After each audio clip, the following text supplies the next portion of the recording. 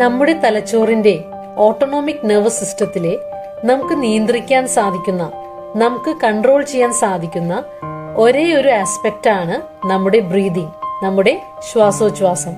അത് നമുക്ക് റിലാക്സേഷൻ തരുന്ന, നമ്മുടെ മനസ്സിനെ കാമാക്കുന്ന, ശാന്തമാക്കുന്ന പാരാസിമ്പത്തറ്റിക് നെർവസ് സിസ്റ്റം തുറക്കാനുള്ള ഒരു താക്കോലായി കണക്കാക്കപ്പെടുന്നു.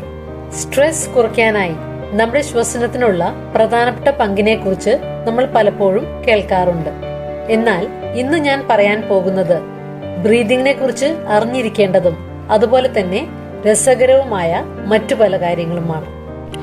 ഒന്നാമതായി, helps to improve body posture.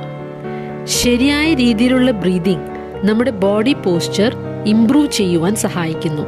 നമ്മൾ ശ്വസിക്കുമ്പോൾ ഉണ്ടാകുന്ന ശരീര ചലനങ്ങൾ നമ്മുടെ സ്കെലട്ടണിന്റെ അല്ലെങ്കിൽ അസ്ഥികളുടെ പൊസിഷനിനെ ബാധിക്കുന്നുണ്ട്. നമ്മുടെ ആക്സിയൽ സ്കെലട്ടൻ എന്നത് നമ്മുടെ തലയും നട്ടെല്ലും വാരിയെല്ലും ഉൾപ്പെടുന്നു. ഇവയാണ് ആളുകളെ ഇറക്റ്റായി നടുനിവർത്തി നിൽക്കുവാൻ, ഗുഡ് പോസ്ചർ മെയിൻറ്റെയിൻ ചെയ്യുവാൻ സഹായിക്കുന്നത്. നമ്മുടെ ആക്സിയൽ സ്കെലട്ടണിന്റെ 50% നമ്മുടെ വാരിയെല്ലാണ്, റിബ് കേജ് ആണ്. അതുകൊണ്ട് തന്നെ നമ്മുടെ ബോഡി പോസ്ചറിന്റെ കാര്യത്തിൽ നമ്മുടെ വാരിയെല്ല് ഒരു പ്രധാന പങ്ക് വഹിക്കുന്നുണ്ട്. ഈ വാരിയെല്ലിന്റെ ചലനങ്ങളാകട്ടെ നമ്മുടെ ശ്വസനത്തെ ആശ്രയിച്ചാണുള്ളത്. മുന്നോട്ട് ചാഞ്ഞു നിൽക്കുന്ന സ്ലൗച്ചിങ് ആയ ഷോൾഡേഴ്സ് നല്ല പോസ്ചറിന്റെ ലക്ഷണമല്ല എന്ന് നമ്മൾ പറയാറുണ്ട്. അത് ശരിയാക്കാൻ ഷോൾഡേഴ്സ്, തോളുകൾ ശരിയായ രീതിയിൽ പിടിക്കണം, നിവർത്തി പിടിക്കണം എന്നൊക്കെ നമ്മൾ പറയാറുണ്ട് അല്ലെങ്കിൽ കേൾക്കാറുണ്ട്. എന്നാൽ സത്യത്തിൽ നമ്മൾ എങ്ങനെ ശ്വസിക്കുന്നു എന്നതിനെ ആശ്രയിച്ചിരിക്കുന്നു നമ്മുടെ വാരിയലിന്റെ പൊസിഷനും അതുവഴി നമ്മുടെ ഓവറോൾ പോസ്ചർ എന്നും നമ്മൾ അറിഞ്ഞിരിക്കേണ്ടതുണ്ട്.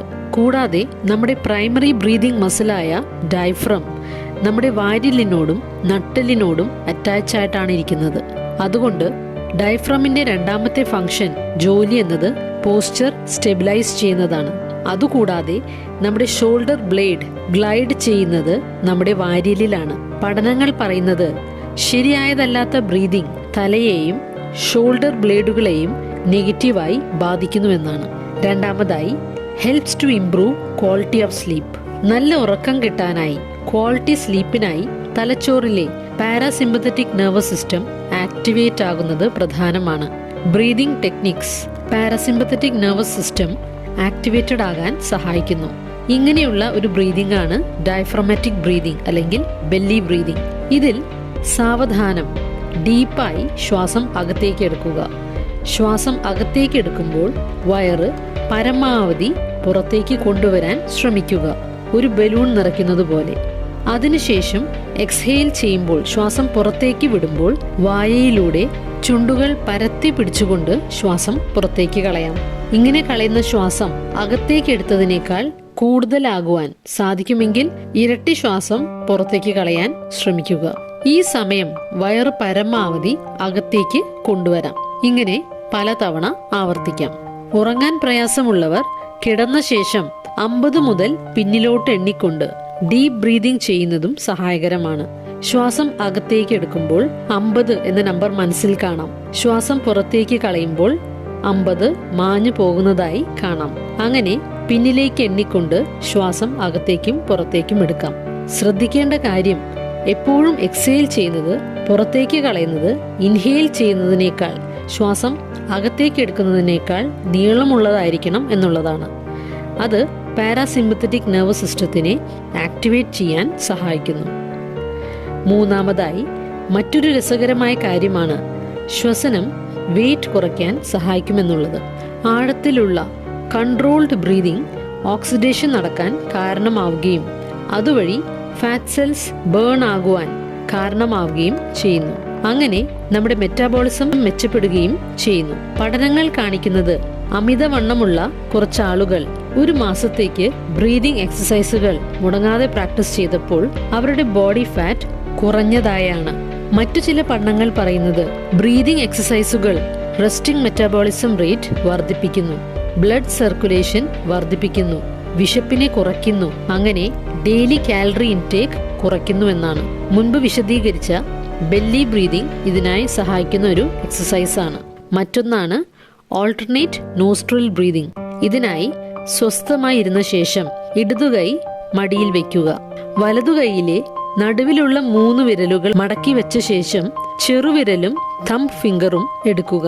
തംബ് ഫിംഗർ ഉപയോഗിച്ച് വലത് നോസ്ട്രിൽ അടച്ചു വെച്ച ശേഷം ഇടത് നോസ്ട്രിൽ ശ്വാസദ്വാരത്തിലൂടെ ശ്വാസം അകത്തേക്ക് എടുക്കാം.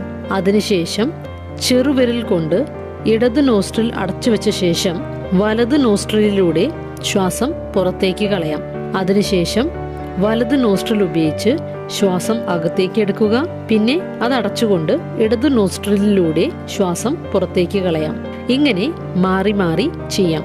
4-മതായി നമ്മൾ അറിഞ്ഞിരിക്കേണ്ട കാര്യം എന്നത്, നമ്മൾ നോർമലായി ശ്വാസം എടുക്കുമ്പോഴും ബോധപൂർവം ശ്വാസം എടുക്കുമ്പോഴും ആക്ടിവേറ്റഡ് ആകുന്നത്, സ്റ്റിമുലേറ്റഡ് ആകുന്നത് തലച്ചോറിന്റെ വ്യത്യസ്തമായ ഭാഗങ്ങളാണെന്നാണ്. നോർമൽ ബ്രീത്തിങ് ചെയ്യുമ്പോൾ ആക്ടിവേറ്റ് ആകുന്നത് തലച്ചോറിന്റെ പ്രിമിറ്റീവായ, അധികം ഡെവലപ്പ് ആകാത്ത മെഡുല ഒബ്ലങ്കാറ്റ എന്ന ഭാഗമാണ്. എന്നാൽ ബോധപൂർവം ശ്വാസം എടുക്കുമ്പോൾ സ്റ്റിമുലേറ്റഡ് ആകുന്നത് വളരെ ഇവോൾവ്ഡ് ആയ, ഡെവലപ്ഡ് ആയ തലച്ചോറിന്റെ ഭാഗമായ സെറിബ്രൽ കോർട്ടെക്സ് ആണ്.